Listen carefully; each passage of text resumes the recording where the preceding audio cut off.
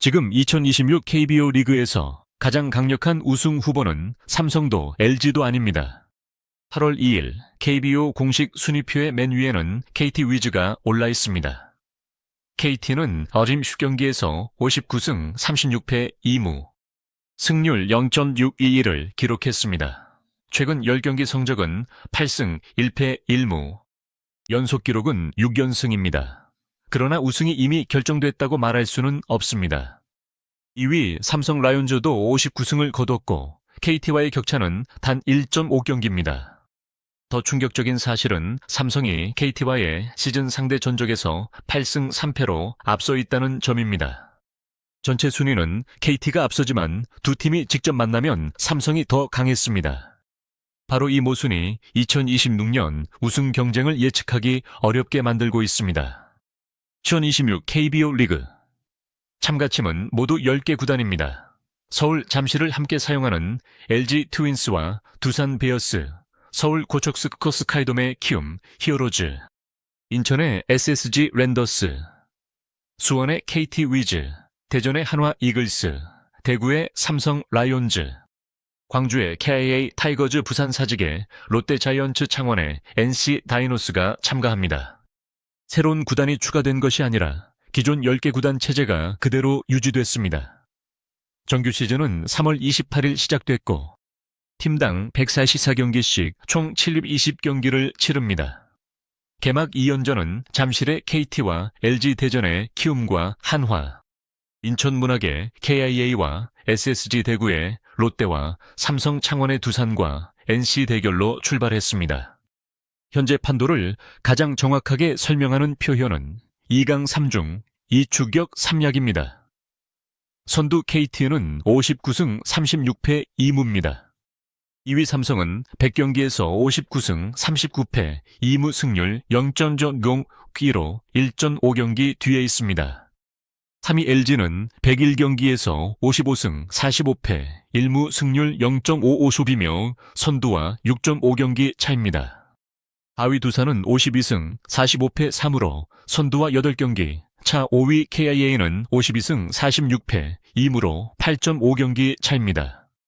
두산과 KIA의 차이는 불과 반 경기입니다. 6위 한화는 47승 49패 3무, 7위 NC는 43승 50패 2무입니다. 8위 롯데는 44승 54패 2무, 9위 SSG는 39승 60패 4무 12키움은 38승 64패 2무입니다. 숫자만 보면 KT가 가장 유리합니다. KT는 91경기만 치렀기 때문에 아직 낮 17경기가 남아 있습니다. 삼성은 낮 14경기, LG와 두산은 각각 낮 13경기, KIA는 33경기가 남았습니다. KT가 남은 낮 17경기에서 28승을 추가하면 87승에 도달합니다. 삼성이 KT를 넘고 88승을 만들려면 남은 낮 13경기에서 29승이 필요합니다. 승률로 계산하면 약 0.699입니다. LG가 88승에 도달하려면 남은 낮 13경기에서 33승을 거두어야 합니다. 약 0.767의 압도적인 승률이 필요합니다. 따라서 현재 순위만 놓고 보면 현실적인 정규 시즌 1위 경쟁은 KT와 삼성의 양자 대결에 가깝습니다. KT가 선두로 올라선 이유는 단순한 연승 운이 아닙니다. 7월 월간 최우수 선수 후보 7명 가운데 KT 선수만 3명이 이름을 올렸습니다. 선발 소영주는 7월 5경기에서 3승을 거뒀고 30과 3분의 1이닝 동안 평균 자책점 1.78을 기록했습니다. 7월 7일 키움전에서는 7이닝 무실점, 7월 25일 롯데전에서는 6과 3분의 1이닝 7탈 3진을 기록했습니다. 불펜의 세우기 모토는 7월 13경기에서 8홀드 평균 자책점 1.38 19탈 3진을 올렸습니다. 타선에서는 힐리어드가 7월 15경기에서 9홈런 26타점 장타율 0.7143을 기록했습니다. 7월 17일 LG전에서는 홈런 2개와 6타점을 몰아쳤습니다. 선발 불펜, 중심 타선에서 동시에 월간 최정상급 선수가 나온 팀이 바로 KT입니다. 그러나 삼성의 힘도 결코 가볍게 볼 수 없습니다. 삼성은 KT와 똑같이 59승을 확보했고 직접 대결에서는 8승 3패로 압도했습니다. 7월 월간 최우수 선수 후보에도 구자욱과 김지찬이 포함됐습니다. 구자욱은 7월 20경기에서 타율 0.4042, 산사안타 23타점, 20득점, 출루율 0.443을 기록했습니다. 김지찬은 같은 기간 타율 0.431과 출루율 0.50예슈브로 두 부문 1위에 올랐고 31안타와 17득점, 6도루를 더했습니다. 삼성의 장점은 한 번의 홈런에만 의존하지 않는다는 것입니다. 김지찬이 출루하고 구자욱이 주자를 불러들이는 구조가 반복되면 상대 투수는 경기 초반부터 많은 공을 던질 수밖에 없습니다. 삼성에 더 유리한 변수도 있습니다. KT는 LG를 상대로 9승 3패, 한화를 상대로 8승 3패, NC를 상대로 9승 2패를 기록했지만 삼성에는 3승 8패로 밀렸습니다. 반대로 삼성은 KT에 8승 3패, NC에 9승 3패 키움에 8승 4패로 강했습니다. 정규 시즌 막판 두 팀의 직접 대결이 남아있다면 삼성은 순위표의 격차보다 더 큰 심리적 우위를 가질 수 있습니다. KT는 하위권 팀을 확실히 잡아 순위를 지키는 능력이 뛰어나고 삼성은 선두 경쟁 상대를 직접 꺾는 능력이 강합니다. 어느 방식이 9월까지 유지되느냐가 정규 시즌 1위를 결정합니다. LG의 가능성도 완전히 사라진 것은 아닙니다. LG는 55승으로 선두보다 4승이 적지만 패배 수는 KT보다 9개 많습니다. 최근 10경기에서 3승 6패, 1무 3연패를 기록한 흐름부터 바꿔야 합니다. 특히 KT전 상대 전적이 3승 9패라는 점이 뼈아픕니다. 우승 경쟁팀과의 직접 승부에서 밀린 결과가 6전 5경기 차로 이어졌습니다.